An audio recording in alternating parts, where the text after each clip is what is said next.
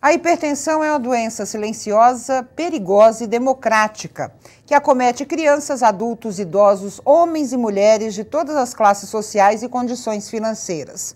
Conhecida como pressão alta, atinge 30% da população brasileira. E segundo dados da Associação Brasileira de Hipertensão, estima-se que metade dessas pessoas desconhece ter o problema e que entre aquelas que sabem, apenas um quarto segue corretamente o tratamento. Pressão alta é o tema do programa de hoje do nosso Saúde e Vida. Sintomas, prevenção, tratamentos, fatores de risco. E para falar sobre o assunto estamos recebendo o deputado Jorge Atto, do PMDB. Conosco também o Dr. Luiz Bortolotto, cardiologista, presidente do Departamento de Hipertensão da Sociedade Brasileira de Cardiologia. Doutora Karina Tomida Chaletich, nutricionista, porta-voz do Conselho Regional de Nutricionistas da Terceira Região São Paulo e Mato Grosso do Sul, e Cecília Guimarães, assistente social e terapeuta, trabalha na Liga de Hipertensão do Belém há 20 anos e é vice-presidente da Associação Paulista de Assistência ao Hipertenso. Eu começo com o nosso deputado Jorge, que também é médico. Deputado, por que as pessoas não estão nem aí para a hipertensão, vamos dizer assim? É que a hipertensão é uma doença silenciosa, às vezes difícil de detectar, né, pelo leigo, mas é uma doença que atinge a todos, é universal, não tem classe, como você falou antes, não tem idade, não tem nenhuma fronteira que separa o hipertenso do normal. Mas aqui hoje estamos recebendo o Dr. Luiz, a Cecília, e também a Karina. Vai ser muito bom, porque nós temos aqui uma nutricionista, né, que é a Karina. Vai a falar nutrição bem é do fundamental. Sal, né? Ela vai falar bem do sal. É fundamental. Até porque eu tenho um projeto de lei em relação às dietas, ao sal nos restaurantes, né, nas indústrias, dos biscoitos, nos alimentos. E temos o Dr. Luiz Bortolotto, porque se não tratarmos da hipertensão, vai parar na mão dele. Ele é cardiologista, sabe que isso atinge. O coração pode levar a infarto, pode levar a doenças graves, né? Então, AVC, né? Doença de acidente vascular cerebral, enfim. E temos a nossa Cecília, que é assistente social, ela sabe da importância que tem conviver bem, ensinar, orientar essas pessoas que não têm ideia do que é alimentar. Você vai num restaurante, o cozinheiro pega aquele monte de sal e joga no bife, nas comidas, geralmente são, eu digo que são meus conterrâneos, né? Eu falo que eu nasci em Xique-Xique, lá na Bahia, mas geralmente o nordestino tem uma comida muito forte, um sal muito forte na alimentação. É só você deslocar para o Nordeste, você vê a diferença na quantidade de sal. Então nós precisamos orientar, e a Cecília poderia fazer isso muito bem. Agora, para a gente começar o programa, bem do início, doutor Luiz, o que é, né, na verdade, a pressão alta? Vamos explicar para os nossos telespectadores. A hipertensão é uma doença crônica onde os vasos, as artérias, que são os vasos que irrigam os principais órgãos, oferecem uma maior resistência ao batimento do coração. E oferecendo essa maior resistência, ela cria problemas de circulação para os principais órgãos, que a gente chama de órgão nobre, que seriam o coração, o rim e o cérebro. Então, é uma doença onde a artéria cria essa resistência por alteração da própria estrutura da artéria. E aí, para se tratar ou para se controlar, é só diminuindo um pouco essa tensão para evitar os riscos da doença. Agora, doutor, por que assintomática? Se ela muda em determinada situação, o nosso organismo atinge esses órgãos que o senhor colocou, por que nós não sentimos nada? É porque assim, só vai sentir quando o funcionamento dos órgãos vai ser afetado. Tem alguns sintomas que são sinais de alerta, como por exemplo, dor de cabeça intensa, tonturas fortes, sangramento nasal, mas isso já quando está num nível de pressão já um pouco mais acentuado ou num pico de pressão mais alto. Agora, quando começa a ter sintoma de falta de ar, dor no peito ou alteração mais de compreensão, o rim começa a falhar, aí vai ter alguns sintomas por causa da falha desses órgãos, só que aí no estágio muito avançado. Quer dizer, o alerta varia de pessoa para pessoa também, né? Já que o nosso organismo não é nenhuma igual ao outro. Por isso, como o Dr. Jorge falou, dessa dificuldade do leigo saber se tem ou não pressão alta, porque não tem sintoma, e a importância de se aferir, de se medir a pressão sempre que possível em qualquer tipo de consulta médica. Com que frequência, mais ou menos? Então, a gente recomenda uma vez por ano, acima dos 18 anos de idade. Todo pediatra tem que medir pelo menos uma vez na vida a pressão da criança desde os 3 anos de idade, pelo menos uma medida tem que fazer. E quem tem antecedente familiar, pelo menos 2 vezes por ano, porque é um componente dos mais importantes. Qual que é a probabilidade? Meu pai tem pressão alta, qual a minha probabilidade? É 50%. Então é bom medir a pressão. Doutora Karina, vamos falar um pouquinho sobre esse ponto que colocou o deputado Jorge, o sal. Eu, por exemplo, eu gosto de comida um pouco mais salgada. Graças a Deus não tenho pressão alta. Mas qual o perigo do sal? Vamos falar um pouquinho desse sal em excesso. Olha, só lembrando que o sódio ele é um componente natural dos alimentos, né? Então ele está presente em vários alimentos in natura, inclusive. O problema acontece quando ocorre o excesso, né? Então, de acordo com a última pesquisa de orçamento familiar ocorrida aqui no Brasil entre os anos de 2008 e 2009, o consumo do brasileiro está em torno de 12 gramas de sal de cozinha ou sal, cloreto de sódio por dia. O recomendado é o de 5 gramas. Nossa! Então, o brasileiro está excedendo o dobro, né? Mais do que o dobro da quantidade recomendada. Esses 5 gramas que é o recomendado, ele inclui o sódio que está já inerente ao alimento, dentro dos alimentos in natura, e os alimentos processados e aquele sal, o famoso saleiro à mesa, né? Aquele sal de adição também. Agora, doutora, tem alguma coisa que eu possa substituir para garantir o mesmo sabor ou não? Como é que se trata essa questão? Olha, tem muitas estratégias. Algumas, o mais recomendado é a substituição por ervas naturais, né? Então, aquela cebolinha, alho, salsinha. Que tem o sal natural. Isso. Vai tentar substituir esse sabor salgado, né? Um pouco mais. Mas algumas pessoas também utilizam o cloreto de potássio, que é o famoso sal light, né? Então, 50% do sódio que tem no sal comum, cloreto de sódio ou sal de cozinha, ele é substituído por cloreto de potássio. Então, na verdade, ele não confere o mesmo sabor salgado, mas aí o indivíduo tem que se atentar à quantidade, né? Então, tentar substituir pela mesma quantidade, porque o poder dele de salgar não é o mesmo que o cloreto de sódio. Agora, eu descubro que eu tenho pressão alta. A primeira coisa é cortar o sal? Totalmente ou eu tenho níveis de uso? Tentar ficar dentro das recomendações de 5 gramas diário, que na verdade, assim, para tentar visualizar, é uma colher de chá rasa, né? Tá. Lembrando que essa parte também já contabiliza aquilo que está inerente ao alimento, né? Não é só esse de adição. Só para reforçar o dado desse levantamento de consumo de sal que foi feito pelo IBGE, nós fizemos um levantamento um pouco mais objetivo, porque esse foi por interrogatório. E nós medimos o sódio na urina dos nossos pacientes lá do INCOR, onde eu sou diretor da unidade de hipertensão, e nessa medida o consumo calculado foi em torno de 10 gramas. É um pouquinho menos, mas pensar que esses pacientes estão sendo orientados a consumir com menos sal. Entendi. E mesmo orientados, e daí essa dificuldade, eles estão consumindo 10 gramas ao invés das 5. É que aquela coisa, nós somos bem teimosos, né? O médico não está olhando, eu vou consumir. Quer dizer, não tem nada a ver, o médico não está olhando. Não está olhando, mas vai fazer mal de qualquer jeito, né? Cecília, quais são as principais dúvidas dos hipertensos hoje? Quando chegam à associação, quais são as principais dúvidas? Então, a associação, ela faz um trabalho educativo, né? Porque realmente a informação é o principal. Se a pessoa não entende o que é a doença, ela não vai tratar. Então, se ela não entender por que o sal faz mal, porque a obesidade faz mal, porque o tabagismo faz mal, ela não vai se animar, se motivar a tratar. Então, nós fazemos um trabalho educativo toda semana, com reuniões com diversos profissionais, cardiologista, clínico geral, nutricionista, para estar passando essas informações.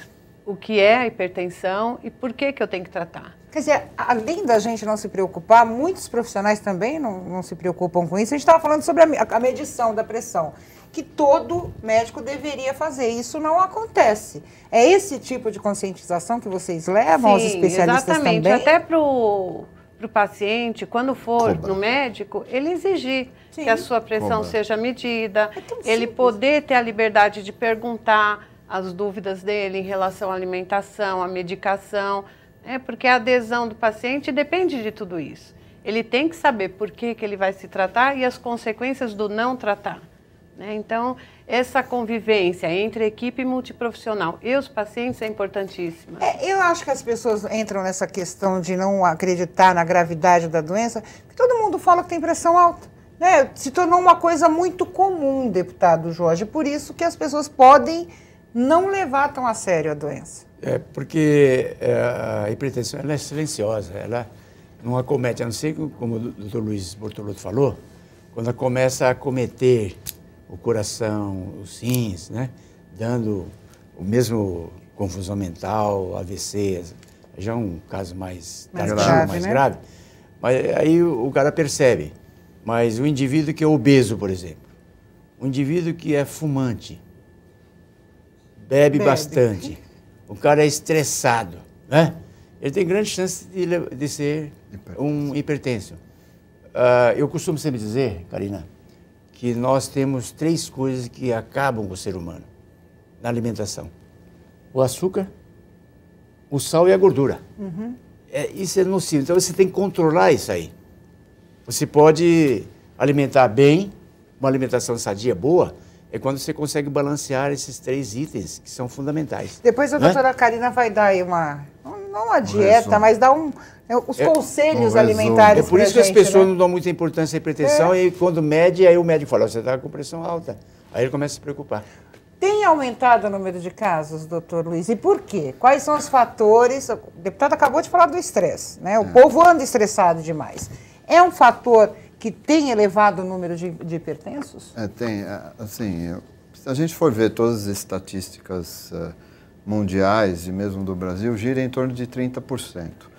Houve um aumento em algumas populações específicas, por exemplo, mulheres e adolescentes, que apareceu mais do que antes tinha. Quer dizer, a mulher ela está fumando, está tendo essa vida uma vida mais estressante, o peso por quê? É por causa da obesidade. Obesidade. Então, que tem, como o doutor Jorge falou, e a Karina pode falar também, mas a obesidade é um fator importante de aumento de pressão. Só para ter uma ideia, a gente fez um levantamento recente lá no Enquadro, dos nossos pacientes que têm hipertensão grave, porque nós só atendemos pacientes com hipertensão grave, 78% tem ou sobrepeso ou obesidade. Quer dizer, o impacto da obesidade, e nós medimos isso no coração, foi um impacto muito grande na estrutura do coração, a obesidade, junto com a pressão alta. Então, isso já começa lá no adolescente. Então, o que a gente ganha, como você falou, da parte genética, que isso é inexorável, quer dizer, não dá para escolher, né? Você já ganhou. Já nasce. Mas esse ganho genético vai tornar a chance da pessoa desenvolver hipertensão mais cedo ou mais tarde, se ela agregar esses fatores ruins, que é o estresse, que é a obesidade, que é o excesso do sal, falta de exercício. O cigarro. O cigarro influencia menos. O cigarro ele poluição, acrescenta a poluição também. Né? Poluição também, a gente já fez um trabalho lá também, que a poluição interfere na pressão. Então, são fatores que, em vez da pessoa se tornar hipertensa depois dos 50, 60 anos, que seria uma coisa, vamos dizer, esperada pelo ganho genético, né, do pai ou da mãe, ela vai ser hipertensa com 20 anos de idade, porque está obesa, está sedentária, comendo muito sal. Né, e essa questão da adesão, como a Cecília falou, é muito importante, porque como é uma doença crônica, já indo para o lado do tratamento, uma doença crônica, em que a prevenção dessas complicações, é difícil o paciente entender, já que ele não sente nada, a maioria das vezes, que ele precisa tomar um remédio. Verdade. Então ele precisa... E aí, às vezes, quando a pressão, se estiver muito elevada e ela baixa, ele vai sentir mal que eu digo, assim, um pouco fraqueza. Diferente, porque ele está acostumado a ter uma pressão mais alta. E aí ele fala, bom, eu não estou sentindo nada, eu tomo um remédio e vai me fazer sentir, ele pode tomar. E aí esse é um complicado. Ele vai tomar remédio o resto da vida? O resto da vida. O resto da vida. Eu não posso ter uma crise de pressão alta em algum momento? Não, crise não significa que você é hipertensa. Certo, você pode ser hipertensa. Você pode ser hipertensa. Hipertensão, só para definir e explicar melhor, a gente diagnostica quando tem valores maior ou igual hoje, né, o nosso critério maior ou igual ao 140 por 90, que é o 14 por 9. Mudou por que o limite, doutor? Antes era... Mais alto, você não fala? era mais alto? Quando eu entrei na faculdade era 16 por 10. Mas e por isso que, já que vai faz mudando esse 35 limite? anos. Por que vai mudando esse Então, limite? né, isso eu também sempre explico para os pacientes. Colesterol alto, pressão alta, diabetes, são doenças onde já há um prejuízo do funcionamento de diversos órgãos, só que a gente diagnostica por número. Certo. E quem faz o limite não é o organismo, é diferente de uma pneumonia, que você tem uma bactéria, você sabe. Lá não, você tem que pôr um número. Então quem põe o número são os médicos, os pesquisadores. Isso é baseado na chance de ter uma complicação acima de determinado número. Então, tanto diabetes, se você for ver o colesterol, cada ano, os limites vão se alterando. Porque a gente descobre que acima desses limites, tratar, eu diminuo as complicações. Entendi. E é por isso que é o 14 por 9. A gente vai para o intervalo rapidinho, eu vou deixar uma pergunta para a doutora Karina, se uma má alimentação, né, pode desencadear uma crise, um pico, como disse o doutor Luiz, mas de que forma eu posso balancear a minha dieta? Principalmente para os adolescentes aí que estão engordando e estão tendo pressão alta antes da hora. A gente volta já já.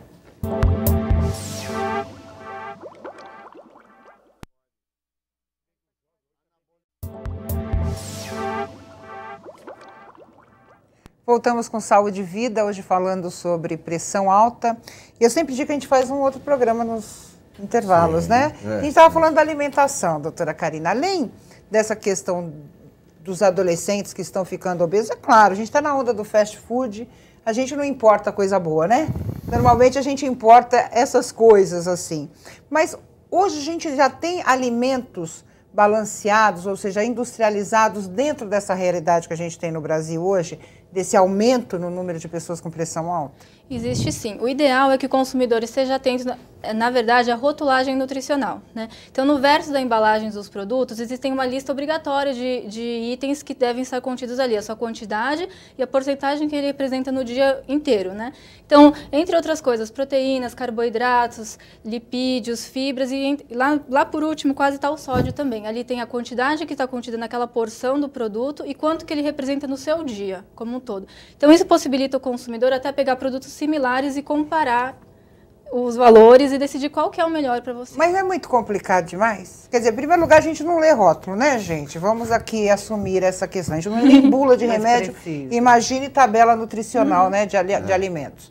E não é muito técnico, porque, por exemplo, a senhora que é nutricionista entende, né? Dá para entender esses numerinhos, é tanto, que nem caloria. Eu não entendo nada de caloria. Ah, você pode consumir, são tantas calorias, eu não consigo entender. Não deveria ser o momento de criar uma forma mais fácil de dar às pessoas esse tipo de informação? Esse tipo de informação. Então, na verdade, é a criação de um hábito, né? Na verdade, além da rotulagem nutricional, tem também disponível ali a lista de ingredientes. Então, para todo mundo saber também, né?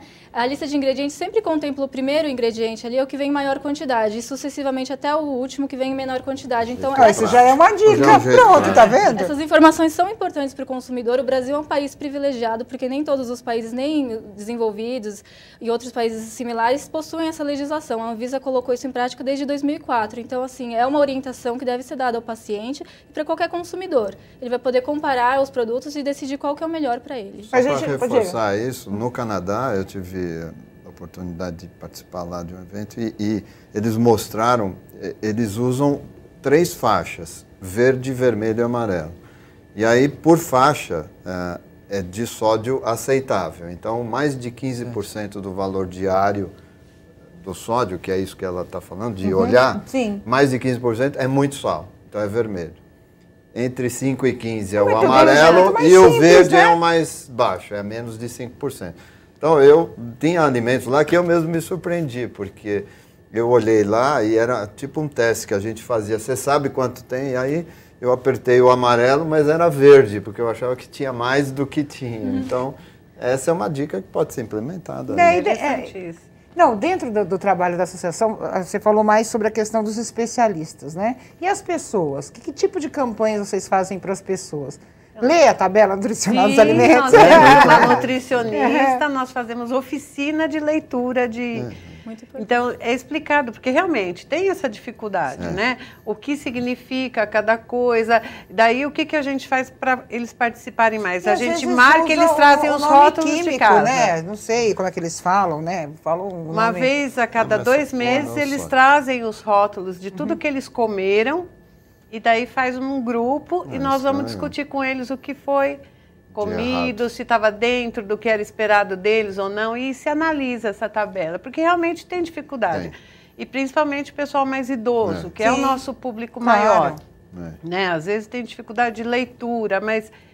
Então, isso a gente trabalha a cada 2 meses, porque é importantíssimo. Eles têm que aprender a ver o que eles estão ingerindo, qual é a melhor forma de estar modificando, que a gente trabalha sempre com isso, de mudança de estilo de vida. Várias coisas nós já conseguimos, né? Grupos de caminhada, grupos de relaxamento. Então, a questão da nutrição é fundamental. Então, isso teria que começar lá atrás. A gente tem, junto com as sociedades e outros, junto com o governo do Estado de São Paulo, na alimentação das escolas já ter sido orientado com isso. E aí é uma coisa que eu bato sempre, aproveitando o deputado, até do exemplo do meu filho, porque as doenças cardiovasculares tinham que fazer parte do currículo das escolas, obrigatoriamente, e não faz. E são as doenças que mais matam.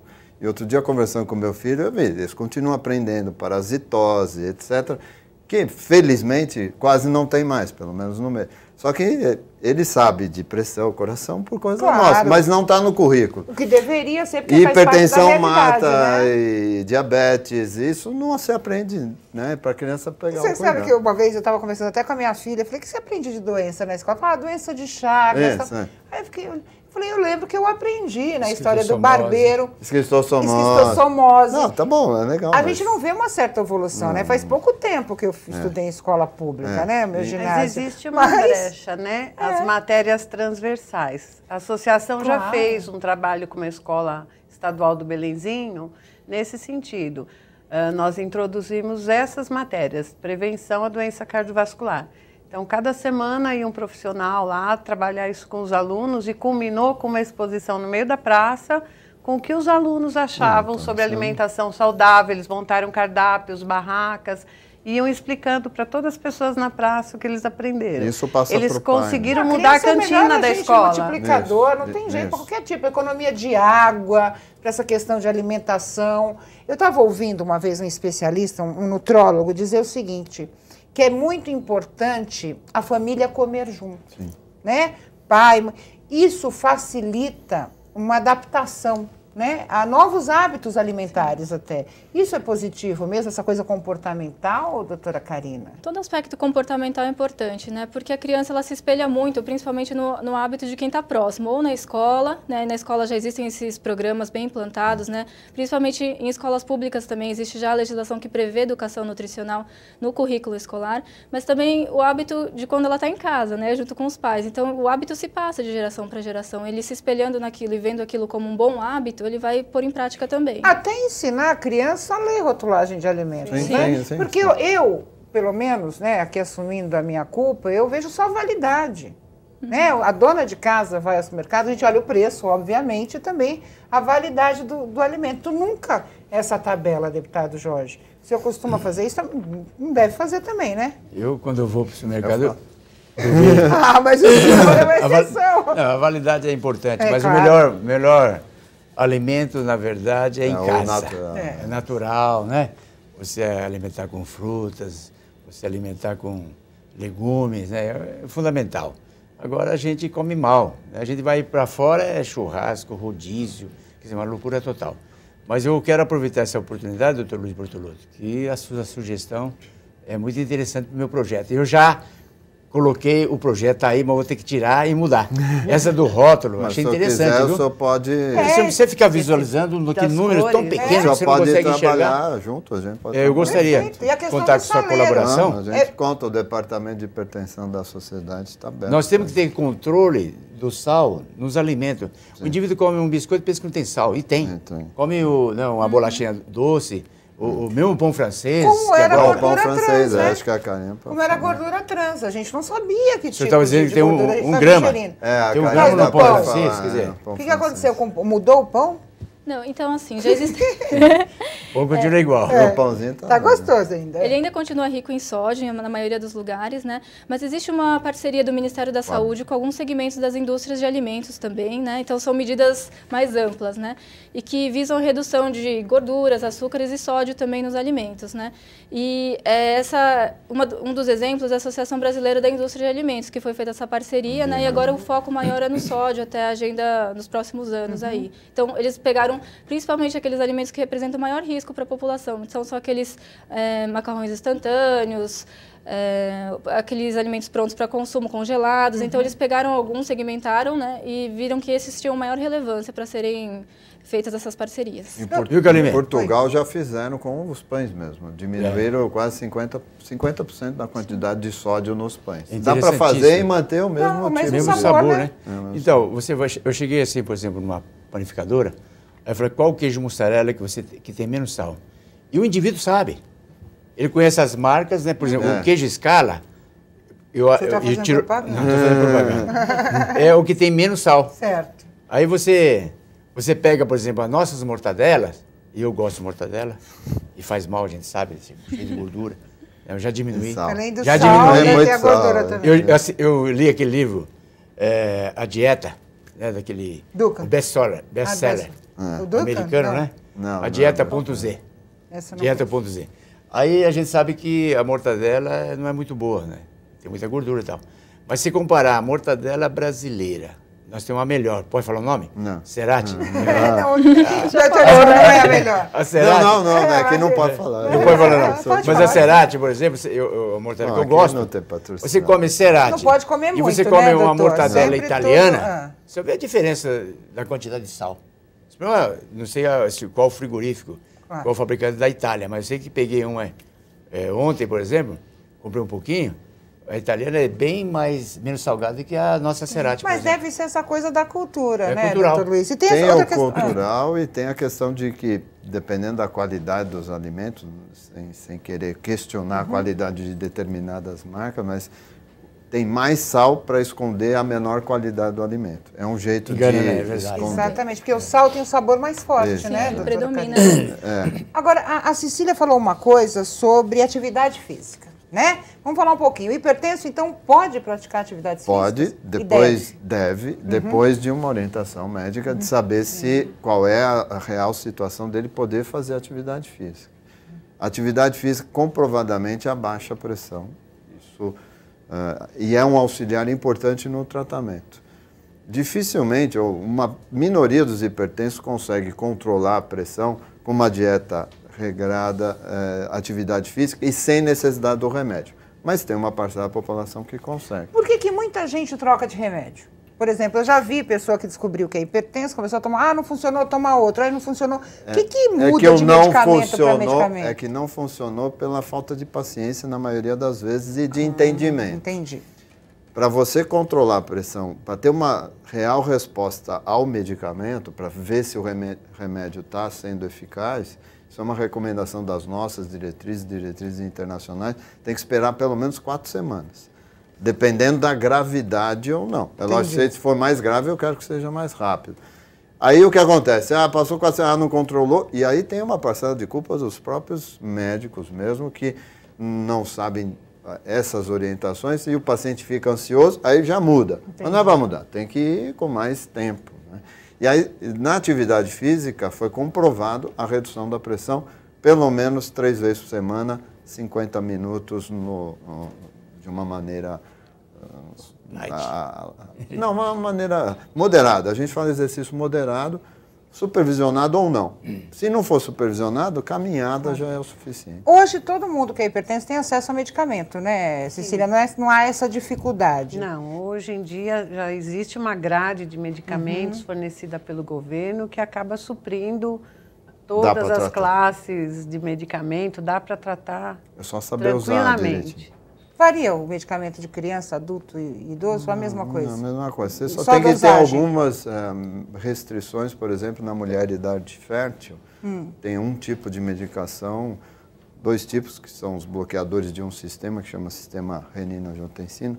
Só estou usando o nome, mas enfim, é da família dos prios, tipo captopril ou stans, que não pode ser usado num período fértil, porque se ela ficar gestante, isso pode influenciar no feto. Então, nesse tipo de mulher, a gente não usa. Agora, doutor, existem tipos de pressão alta, ou seja, de hipertensão arterial, mais grave, leve, moderada? Como é que é isso? Tem 3.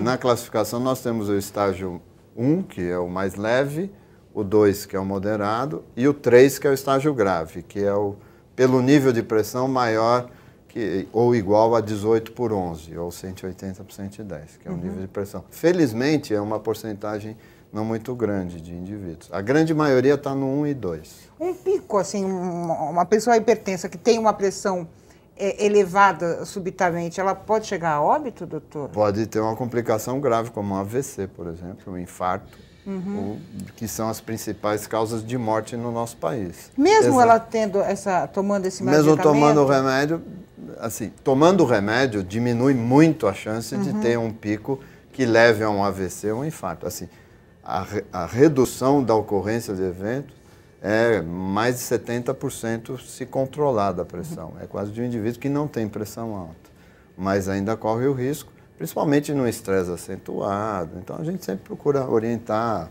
né, junto com as multiprofissionais, a ficar mais calmo. Mas, quer dizer, o estresse, todo mundo fala, o estresse aumenta a pressão. Como é que eu fico sem estresse? Não dá para ficar sem estresse. Tem que aprender a lidar com o trânsito, né? É só pegar o carro e sair aí. Não, mas aprende a lidar com o estresse. Respira fundo, né? Dá uma pausa, né? A Cecília tem experiência. É difícil, mas a gente aprende. Eu vou para o intervalo. De novo, vou deixar uma pergunta para a doutora Karina. Exatamente assim. Eu sou hipertensa, tenho uma filha. Eu controlando a alimentação, eu posso evitar que a minha filha seja hipertensa como eu? Mas a gente vai falar sobre isso no próximo bloco. Não saia daí.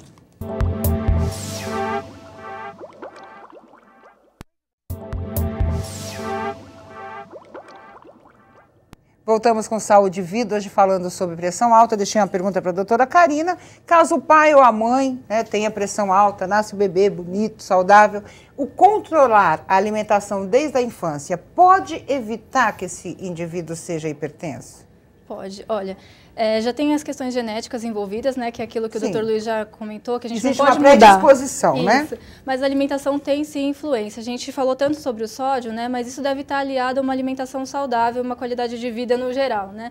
De maneira geral, para um indivíduo ser saudável, ser considerado eutrófico, digamos, dentro da normalidade, ele deve ter um IMC entre 18,5 e 25. O que seria esse IMC? É o índice de massa corpórea, né? Ele faz justamente a relação do seu peso com a sua altura. Como é que eu calculo? É assim, você tem que dividir o seu peso pela sua altura ao quadrado. Esse valor tem que estar entre 18,5 e 25 para você ser considerado saudável. Isso também tem ocorrência na pressão arterial. Quando o indivíduo ele possui um IMC dentro da normalidade, isso também acarreta em diminuição da pressão arterial. Então, dentro da alimentação saudável, dietas com grande quantidade de frutas, legumes e verduras, fibras, minerais e também laticínios com baixo teor de gordura, eles estão sim associados a menor pressão arterial. Pessoas que adotam essa dieta com rigor podem ter até uma redução de 14% no desenvolvimento de doenças por pressão arterial. Olha que interessante. Agora, deputado, eu vou fazer uma pegadinha com o senhor. O senhor tem medidor de pressão em casa? Tenho. Como é que é o seu medidor de pressão? Eu tenho 3 tipos. Tá, então vai. Ele é médico, né? Então, é uma saída, né? Uma é aquela do esfígado que alguém tem que tirar. Tá, esse aí tá correto. E a outra é aquela autônoma, que você mesmo mede, né? Só que você tem uma de uma procedência americana e outra de Paraguai.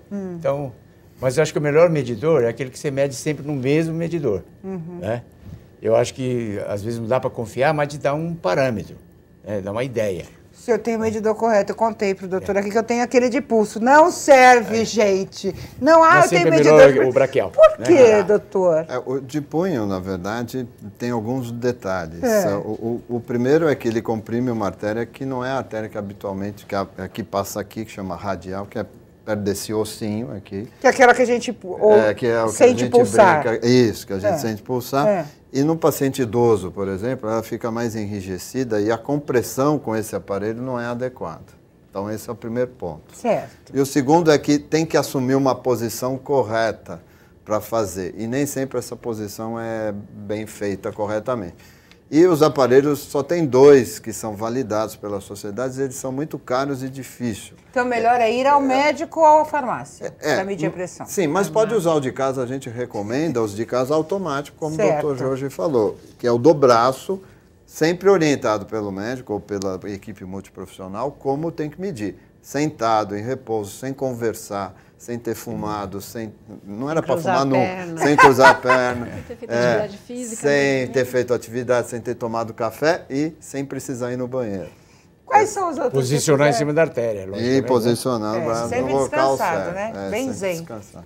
Outras ações que desenvolve a associação de vocês? Então, a associação, além dessas palestras, ela faz também os grupos de relaxamento, grupos de caminhada, oficinas terapêuticas. Né? Quantas pessoas hoje na associação? São 2.200 inscritos. Nossa!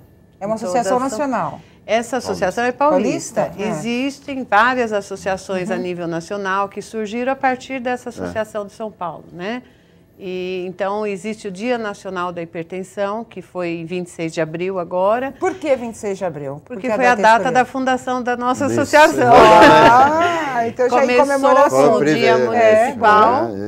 Tem uma lei municipal que cria, né, esse dia.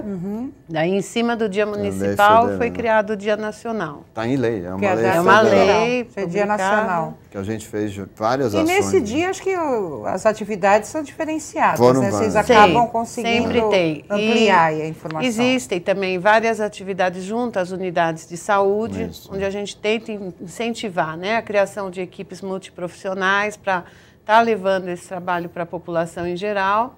Né? Existem atividades recreativas também, porque faz parte, né, esse social. A pessoa precisa estar bem, né, para ela querer se cuidar. Então, existem bingos, cantorias, dança circular, bailes, datas comemorativas. Então, é um ponto de encontro, realmente. As pessoas se acostumaram a ir lá toda semana e faz parte da rotina deles. E isso é interessante, porque por mais que a gente, né, não sinta a doença, mas quando você diz, sou hipertenso, as pessoas têm medo. Troca a experiência. Exatamente. Então, acaba trocando Eles compartilham, né? E dá mais segurança. Existem algumas reuniões em que só o paciente fala. A gente fica meio que de espectador. Cada um vai contando como é que deu certo o tratamento dele, como é que ele conseguiu adaptar a rotina dele a uma mudança de estilo de vida. Pessoas que trabalham 10, 11 horas por dia, arrumaram um jeito de caminhar, ele vai contar para o outro, aprendeu a relaxar. Trocam receitas, né, que deram certo. Já fizemos oficinas também de culinária lá para aprender a fazer comida saudável, colocamos fogão lá e um foi ensinando o outro. Então, acho que isso às vezes é muito bom, né? No dia 26, nós fizemos da tribuna não, da presidência, da presidência da sessão, a lembrança do dia da hipertensão, que é muito importante a gente estar divulgando para que as pessoas comecem a se preocupar um pouco. Né? Mas falta um pouco de campanha de conscientização na televisão, né? A gente vê, é que nem eu falo, no carnaval a gente vê aquele monte de provas e camisinha, como se a AIDS pegasse só no carnaval, né? No caso da hipertensão, falar da hipertensão só no dia 26 não adianta. Né? Tem que ter uma ação contínua, principalmente do poder público. Mas pelo menos um dia por ano tem que levar. Não, mas a gente vai levar todos os dias. O meu sonho que eu já levei como membro da sociedade é que essa campanha, mesmo que fosse dia 26, mas com as mensagens contínuas, fosse desencadeada como campanha de vacinação. Então, no dia 26 ou num dia determinado, vamos todos medir a pressão nos postos de saúde. Perfeito. Essa é a minha ideia. Vai todo mundo, vai e fala, tem que medir, é importante. Essa é uma ideia interessante. Rapidinho, nosso tempo está chegando ao fim. Doutor, efeitos colaterais dos medicamentos. Esses medicamentos provocam efeitos colaterais? Não existe nenhum remédio sem efeito colateral. Alguns com... Não existe, infelizmente não. Nem para pressão, nem para qualquer outra coisa. Tem alguns com mais, outros com menos. O que tem que ficar claro é a pessoa saber quais e o médico explicar qual que o efeito colateral cada um dos remédios pode ter. Alguns dão inchaço nas pernas, outros podem dar tosse, dependendo do tipo de remédio. Tem alguns mitos em relação ao tratamento, por exemplo, no homem a disfunção erétil, a impotência. Isso tem que ser explicado, porque quando a pressão normaliza, todo o organismo vai funcionar menos. É isso que eu explico para o doente. Nos primeiros meses... Porque ele fica mais relaxado? Não, porque o organismo está funcionando em alta pressão. Certo. Eu uso o exemplo da caixa d'água. Tá. Se você tem uma caixa d'água de alta pressão, quando você abre a torneira ou você liga uma mangueira, ela sai e flui bem. Certo. Se você diminui a pressão da caixa d'água, a torneira vai sair menos água e a mangueira vai ficar com menos água. É o mesmo exemplo. Então, a comparação até é boa, né? Sim, é por isso que eu uso. Para homem, eu uso sempre esse exemplo. E aí é o seguinte, só que na caixa d'água não vai ter jeito, não vai consertar nunca. Na pressão, o organismo se ajusta. Então, o funcionamento da torneira passa a ser igual o que era com a pressão alta, só que uma pressão mais baixa. Entendi. Isso demora um tempo. Então, demora uns 20 dias a um mês. E depois disso fica tudo normal. Então, a grande maioria das Isso impotências... é mito, então, né? Alguns remédios que hoje praticamente não se usam mais podem diretamente causar impotência. Mas os remédios que hoje a gente dispõe no mercado para tratar a hipertensão não levam. E existem outros mitos? Tem o mito da questão da... tomei o remédio, minha pressão ficou boa, agora eu posso parar o remédio. Não, não pode. Isso tem que ser o resto da vida, essa é a questão principal. E a pessoa toma o remédio, eu já vi gente que toma mais de uma vez por dia. Como é que é estipulada a quantidade? A gente cada Ou vez a dosagem, é o né, médico que orienta e o efeito do remédio. Tem remédios que têm efeito de 12 horas, outros de 24. Cada vez mais a gente está usando medicamentos que têm efeito ou de 12 ou de 24. Os remédios antigos para tratar a pressão eram remédios de 3 a 4 vezes por dia. Entendi. Isso, para quem mexe com a adesão, também, né? é uma loucura. Né? Esquece, não lembra, sai, não leva. Então... inclusive, há estudos já sendo feitos para aquilo que se chama polipílula, que é um componente de cada remédio num mesmo comprimido. Que aí, se o paciente precisar tomar 3, ele toma em um comprimido e já resolve o problema. Que seria o ideal. Agora, doutor, por exemplo, eu sou hipertensa, não faço ginástica, fumo, como mal, bebo, faço tudo errado. Come sal. Por exemplo, se eu começar a ter uma vida regrada, ou seja, me alimentar melhor, fazer os exercícios, parar de fumar, eu posso me livrar do remédio em algum momento? Ou se você tiver hipertensão leve. Só no caso da leve? Leve e em alguns casos da leve, não é em todos. A grande maioria, 90% dos pacientes necessitam, além de tudo isso que você falou, tomar um remédio. Então falou das drogas lícitas e ilícitas, também o risco é grande. As ilícitas estão relacionadas a picos. Por exemplo, a cocaína é uma das principais causas de crise hipertensiva em jovem. A gente recomenda, eu falo sempre na aula, o energizante com álcool em grande quantidade, porque o energizante tem muita cafeína. Junto com o álcool... Que é o energético, né? Energético. Energizante dá pico hipertensivo. Anabolizante pode dar hipertensão. O crack. O crack entra na cocaína, né? Também. Agora, doutor, eu vi um artigo falando sobre cirurgias no sistema nervoso. O que é? Quer dizer, existem cirurgias para pressão arterial, é isso? Então, existem procedimentos já, alguns já estão chegando no Brasil, que foge do medicamento, mas reservado para hipertenso muito grave. Entendi. Que precisa de 5 ou 6 remédios para controlar e às vezes não controla, o que a gente chama de resistente. Então, tem hoje um procedimento que você coloca um catéter na artéria do rim e dá um choquinho, que chama ablação do nervo renal. E tem um pouco mais sofisticado, que é como se fosse um marca-passo aqui no sistema nervoso, que estimula para baixar a pressão. Mas esse é um pouquinho mais complicado. Eu quero dizer que, infelizmente, o nosso tempo chegou ao fim, mas eu vou dar um minutinho para cada um dos meus convidados e minhas convidadas para as considerações finais.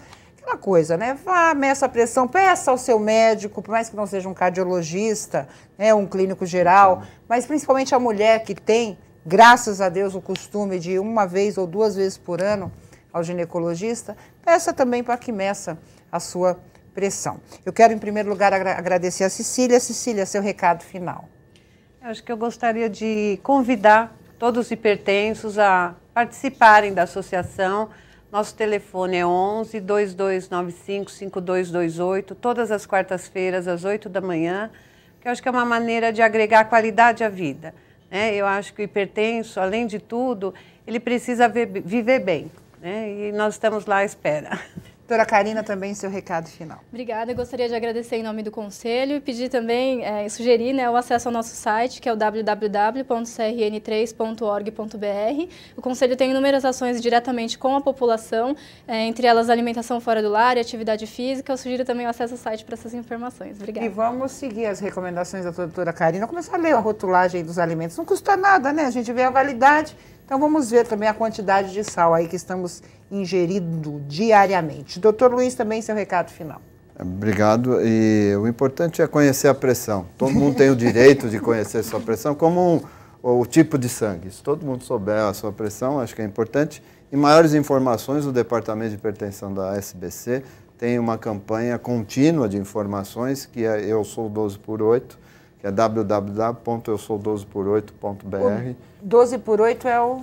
12 por 8 bom. é o saudável, é o ótimo. Uhum. Mas não é que é para todo mundo ser 12 por 8. É o ideal, que é uma mensagem positiva. Vamos ser todo mundo próximo ao ideal. É verdade aquela coisa, antes de eu passar para o deputado, que as pessoas falam assim, eu tenho pressão baixa. Graças a Deus é melhor ter pressão baixa do que alta, né? Sim. Pressão baixa não é doença e vive mais. Então pronto, é melhor ter pressão baixa. Deputado Jorge, também seu recado final. Eu vejo que para ter qualidade de vida, nós temos que fazer dieta, né?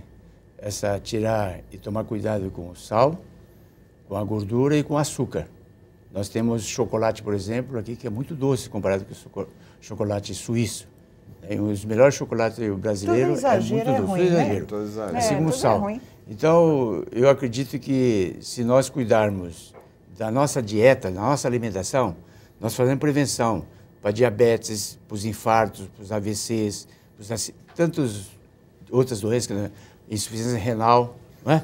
Então, eu acredito que, como o doutor Luiz Bortolotto, a Cecília e a Karina disse, que é muito importante a gente procurar, né, esses cuidados que parece que não tem muita importância, mas tem.